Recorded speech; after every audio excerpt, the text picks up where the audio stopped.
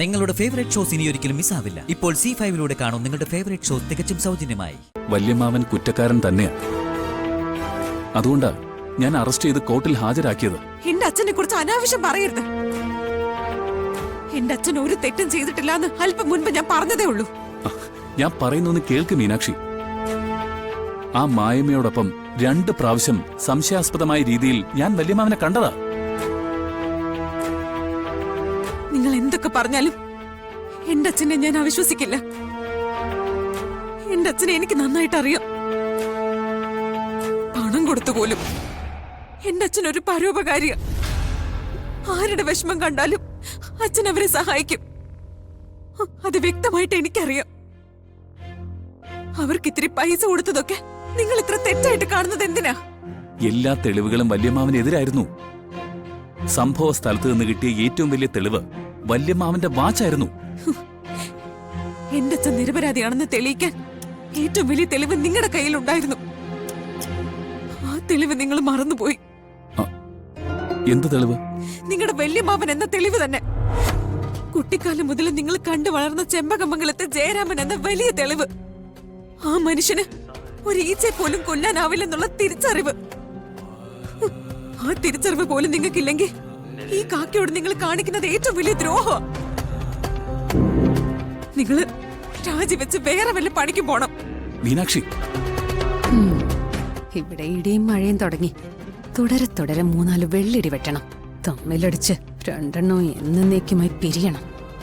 എന്റെ അച്ഛന് ദൈവം ഒത്തിരി പരീക്ഷണങ്ങൾ കൊടുക്കുന്നുണ്ട്. ഇതും അതുപോലെ തന്നെയാ. അച്ഛൻ നിരപരാധിയാണെന്ന് ഞാൻ കോടതിയുടെ മുൻപിൽ തെളിയിക്കും. അതിലൊരു സംശയവും വേണ്ട. മീനാക്ഷി, ആ മായമ്മയെ കൊന്നത് വല്യമാവൻ തന്നെയാ. മിണ്ടരുത് നിങ്ങള്.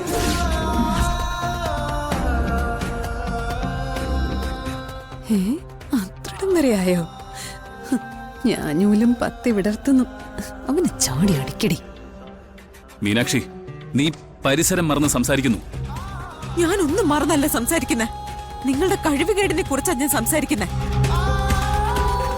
എന്റെ അച്ഛനോടും അമ്മയോടും അതുവഴി ഈ ചെമ്പകമംഗലത്തോടും പകയും പ്രതികാരമുള്ള 3 പേരെയാ നിങ്ങൾ മറന്നത്.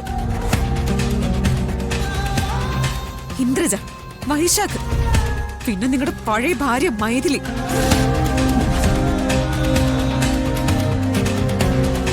പല പ്രാവശ്യം ഈ പറഞ്ഞവരെല്ലാം ചേർന്ന് എന്റെ അമ്മയും അച്ഛനെയും ചിലപ്പോഴൊക്കെ നിങ്ങളെയും ഇല്ലാതാക്കാൻ നോക്കി. ഈ മായമ്മ കൊലക്കേസിന്റെ പിന്നിലും അവരുടെ കറുത്ത കരങ്ങളില്ലേ? അവരുടെ കോൺസ്പിറസി ഇല്ലേന്ന് നിങ്ങൾ ചിന്തിച്ചോ?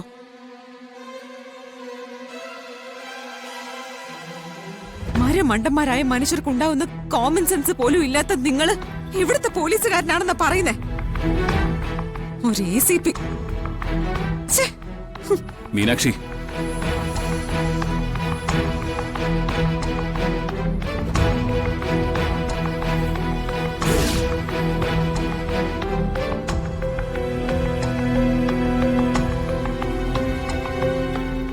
അത് കലക്കി.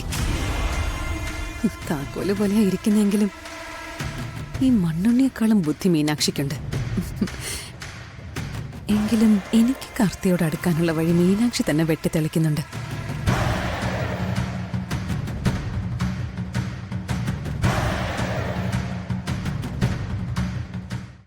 ഡൗൺലോഡ് ചെയ്യൂ C5 ആപ്പ്. കാണൂ എല്ലാ എപ്പിസോഡുകളും സൗജന്യമായി.